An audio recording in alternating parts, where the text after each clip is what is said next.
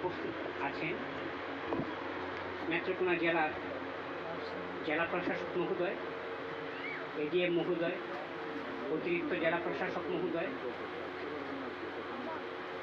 উপজেলা নির্বাহী কর্মকর্তা এবং উপজেলার বিভিন্ন দপ্তরের কর্মকর্তাবৃন্দ, রাজনৈতিক ব্যক্তিত্ব, প্রিন্ট ও ইলেকট্রনিক মিডিয়ার সাংবাদিকবৃন্দ, বিভিন্ন সাংস্কৃতিক সংগঠনের প্রতিনিধিবৃন্দ, সকলকে আমি জালাল খান পরিবারের পক্ষ থেকে আন্তরিক শুভেচ্ছা, অভিনন্দন এবং কৃতজ্ঞতা জানাচ্ছি। আজকে উপজেলা প্রশাসনের পক্ষ থেকে জালাল খান নামে একটি মঞ্চের উদ্বোধন করা হয়েছে। মাইকটা কাছে নিতে হবে। আমরা দেখেছি আমাদের উপজেলা নির্বাহী কর্মকর্তা মহোদয় অতীতে একটি বিশাল অনুষ্ঠান করেছেন জালাল খার উপরে, 3 দিন ব্যাপী জালাল মেলা, যেটি এই এলাকা এবং সমগ্র বাংলাদেশে একটি আলোড়ন সৃষ্টি করেছিল। আমি জালাল খার পরিবারের একজন সদস্য, পুত্র। আমি আমার পরিবারের পক্ষ থেকে সকলের প্রতি কৃতজ্ঞতা প্রকাশ করছি। আমাদের এই কেন্দুয়া এবং নেত্রকোনা জেলা এবং যতীন সরকারের ভাষায় এই পূর্ব ময়মনসিংহ অত্যন্ত উর্বর সাহিত্য ক্ষেত্রে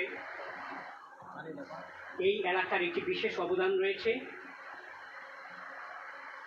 সারা উপমহাদেশে বাংলা সাহিত্যে এই অঞ্চলটির অবদান অত্যন্ত গৌরব উজ্জ্বল।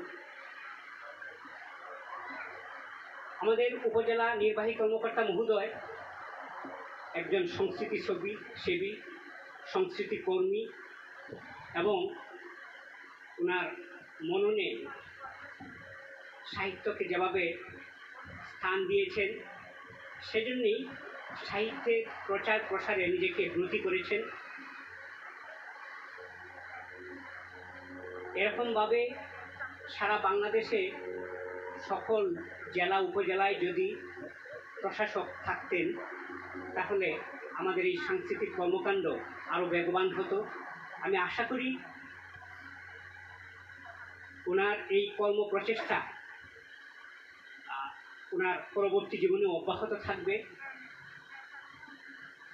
আমি বক্তব্য বাড়াচ্ছি না।